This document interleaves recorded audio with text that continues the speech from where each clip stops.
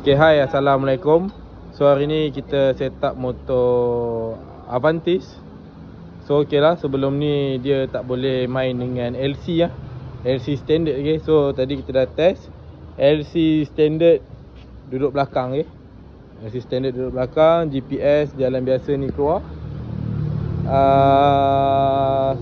okay, 1.2 tapi okay, GPS keluar 1.2 tapi boleh pergi lagi lah. Okay, so cuma nak kena tarik jauh. So motor ni tak ada tukar apa-apa, cuma guna puli standard pada motor. Kita cair roller je guna puli standard, tak ada puli racing. Okay, yang lain tak ada tukar, memang puli standard dan juga cair roller lah. So okay, overall motor Avantis ni kiranya kalau dia tunduk dengan MVX standard belakang, Avantis ni depan lah. Okay, so ni dah pakai sport rim 17. Okay, so meter dia dengan GPS lain lah. Okay, meter dia jadi berat sikit. So overall okay, semua standard.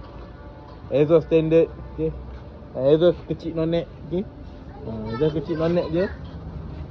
So mampu bagi saingan lah. Okay, so kepada korang yang Avantis yang mana nak buat motor sesedap rasa, tapi janganlah minta 1.4, elok lempang je macam tu.